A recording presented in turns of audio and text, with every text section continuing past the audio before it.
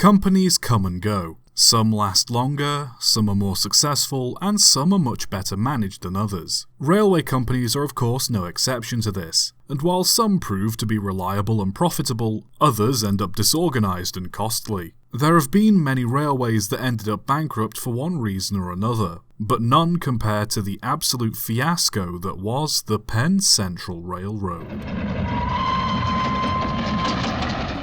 For the first half of the 20th century, railroads were the dominant mode of transport across the US for both goods and passengers. However, by the 1950s, things were changing. Highways were being built, and competition from road and air traffic led to a significant decline in the usage of railroads. Most railroads in western and more southern states could still fall back on long-distance goods traffic and transporting bulk materials like coal, iron ore, and lumber, but the more densely populated northeastern states relied on short-distance services, such as transporting passengers, parcel delivery, and moving perishable goods like food and dairy. These services were not only less profitable, but more labour-intensive, giving planes, buses, and trucks both the physical and financial edge over the railroads. This, combined with the Interstate Commerce Commission tightly regulating how quickly the railroads could react to changes in the market, left many railroads in the northeast of the US losing out on a lot of money. The New York Central and the Pennsylvania railroads were still just managing to turn a profit, but both predicted that unless some drastic action was undertaken, both would end up down the toilet.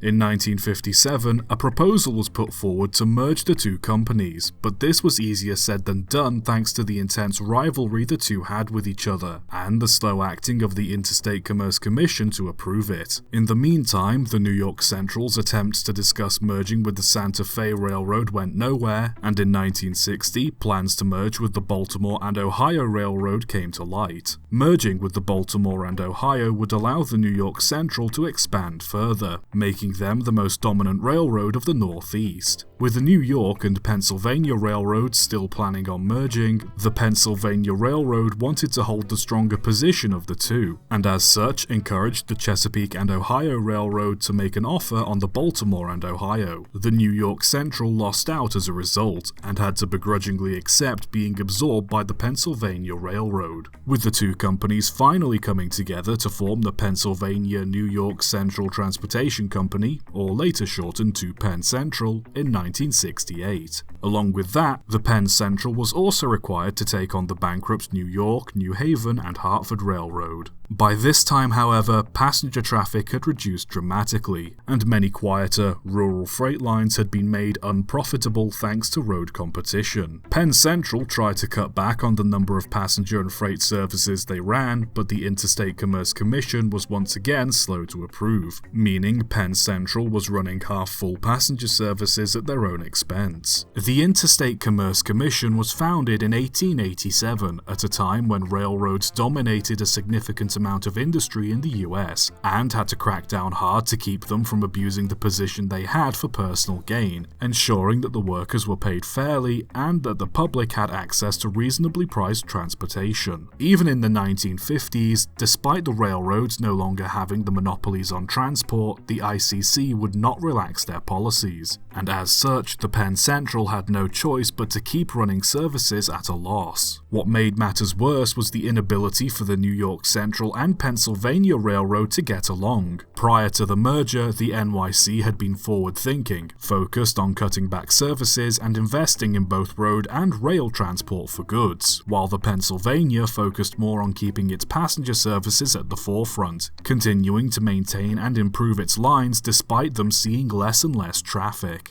Essentially, the NYC was adapting to the times, while the Pennsylvania was keeping its head down, praying business would pick up again. Because most of the managers of the Pennsylvania Railroad had secured many higher positions in Penn Central, most of the New York Central managers simply left the company to work elsewhere. Any New York Central managers that did stick around ended up clashing with the Pennsylvania managers, further confusing what direction they were to take the company in. Even more troubling was the Penn Central had taken on a load of debt when it was forced to merge with the New York, New Haven, and Hartford Railroad, which was already $100 million in the red. Despite the company having many busy passenger lines, these ended up running at a loss, being the main reason the New Haven was bankrupt before being taken over. Rubbing salt in the wound was the fact that Pennsylvania lost its controlling interest in the Norfolk and Western Railway during the merger, something that had provided them with a helpful and steady income. On top of this, the slow decline in industry further dried up the Penn Central's incoming revenue, with the steel belt slowly turning into the rust belt and countless other industries the railroad served shutting down. This wouldn't have been too bad for most railroads, but because the New York and Pennsylvania were competitors, Penn Central ended up with several duplicate routes serving the same places, and as the ICC wouldn't let them immediately axe them, they were stuck having to operate the additional lines they didn't need. What industries did remain for the railroad to serve eventually gave up on them, as the railroad had become so unreliable. The computer equipment used by the New York Central to monitor and track dispatched trains was incompatible with the equipment used by the Pennsylvania, and thanks to the constant butting of heads in management, few efforts were taken to standardize it. As such, trains were regularly dispatched to the wrong location, arrived late, or were simply lost somewhere on the line. The line's rolling stock was old and in dire need of improvement. Even the very rails the trains ran on were worn out, as track maintenance was constantly cut back and delayed in an attempt to save any money they could. Rails were uneven and poorly maintained to the point derailments and full-on train wrecks became a regular occurrence, meaning trains had to operate at reduced speeds, further adding to delays. In an attempt to try and appear more profitable, management began borrowing money to give to the company's shareholders in the hopes it would keep investors interested while praying the business would pick up again. Executives even started investing in real estate and other ventures outside of the railroad to try and make some money, but alas, it was nowhere near enough to fill the hole Penn Central had dug themselves into. By the end of 1968, Penn Central reported a deficit of $2.8 million.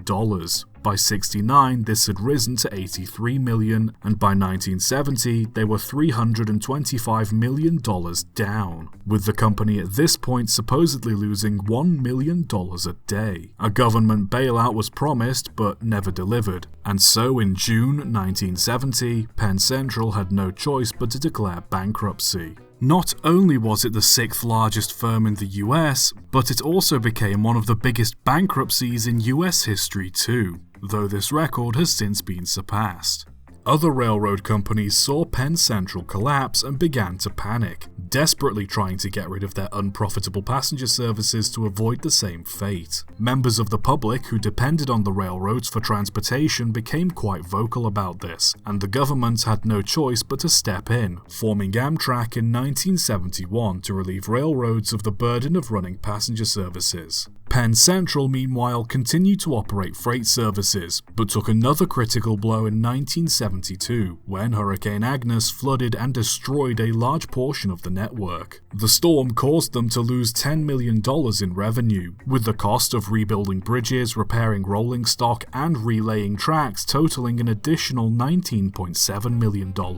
Try as they might, Penn Central struggled to turn a profit, and even resorted to selling what assets they could, such as attempting to sell the Grand Central Terminal in New York for development. It all finally came to a close by 1973, when the railroad was nationalized in an attempt to save it. Trains were still running on busted rails, and the many logistical issues the railroad had remained unsolved, and as such, in 1974, the newly formed United States Railway Association started combing through Penn Central's assets, along with 6 other bankrupt railroads, to try and form some kind of profitable railroad. Out of the mess in 1976 came the government-supported Consolidated Rail Company, better known as Conrail. Conrail, following several legal reforms and the deregulation of railroads by the government, finally managed to turn a profit by the 1980s, and went on to be bought out and taken over by the Norfolk and Southern and CSX. While the Penn Central Railroad was gone, what was left of the company still held on to its non-railroad assets, rebranding to become the Penn Central Corporation and continuing to do business to this day.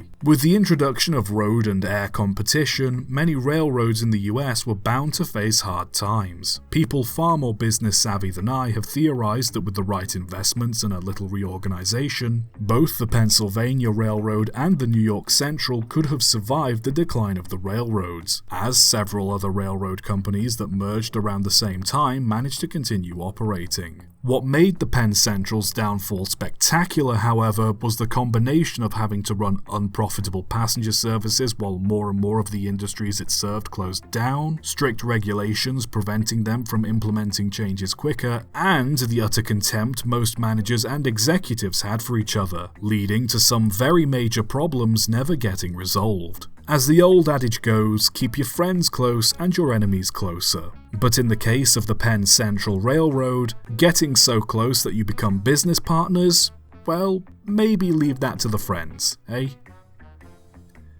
Subscribe for more.